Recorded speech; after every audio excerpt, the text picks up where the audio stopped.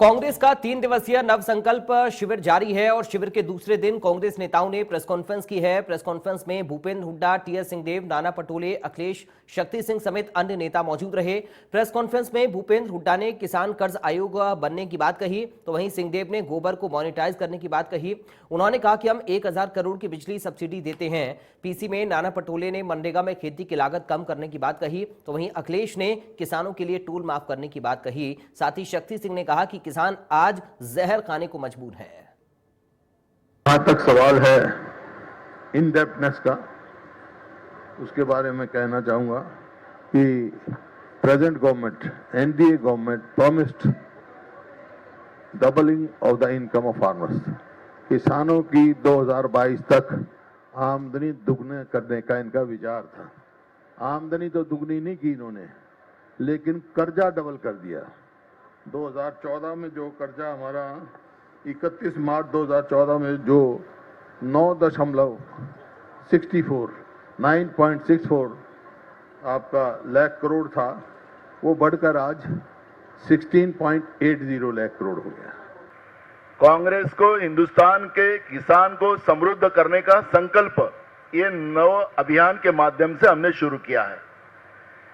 जो मनरेगा के बारे में प्रधानमंत्री जी ने कांग्रेस के इस मनरेगा पे जिस तरह से टिकास्त किया, उसी मनरेगा से हम किसान का जो खेती में खर्चा लग रहा है, वो खेती का खर्चा हम मनरेगा के माध्यम से कम करेंगे। ये संकल्प हमारा है कि जब से मोदी जी की सरकार आई है, ये 2022 जिसमें हम लोग जो आज चिंतन शिविर करने बैठे हैं, 2022 में उनका घोषणा था कि किसानों की आमदनी को दुगना करेंगे। अभी जैसा हुड्डा साहब ने और मेरे बाकी सहयोगियों ने भी कहा कि ऋण जरूर दुगना हो गया, आमदनी दुगना नहीं हो पाया। तो बाकायदा तौर इस सरकार ने बड़ी फॉरेन कंपनीज, हिंदुस्तान की कंपनी से मिलकर इनको एडवांटेज देने की कोशिश की और टोटली लॉपसाइडेड है, एंटी किसान है। किसी को, मेरा ख्याल नहीं हिंदुस्तान में किसी को भी इसका कोई बेनिफिट मिला। हमने मॉनिटाइज किया है। 2 रुपए प्रति किलो गोबर की खरीदी 130 करोड़ रुपए से ज्यादा राशि की छत्तीसगढ़ विगत वर्ष के अंदर कर चुका है और खेतों में इसका उपयोग एसएचजीज के माध्यम से हो रहा है। जो प्रोसेसिंग खर्चा, गोबर की खरीदी का खर्चा काट के जो राशि प्रॉफिट के रूप में बचती है, वो भी एसएचजी की महिलाओं को प्रॉफिट के रूप में मिल रहा है। आज देश उस हालत में है कि हमारे पास धान के भंडार है और वक्त आ गया है, आज वक्त आ गया है कि एमएसपी का कंपलसरी कानून होना चाहिए, क्योंकि बदलते वक्त में, जैसे मैंने आपको कहा, ये जरूरी हुआ है। खेत मजदूर कल्याण के लिए हमने विस्तृत चर्चाएं की है।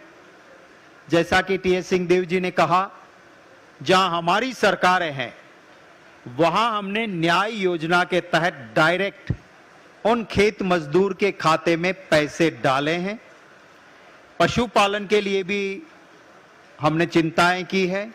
जैसे 2 रुपया किलो में सरकार गोबर खरीदे, छत्तीसगढ़ ने शुरू किया और उस गोबर से महिलाएं की मंडलियां खाद बनाएं और वो खाद भी सरकार खरीद करें।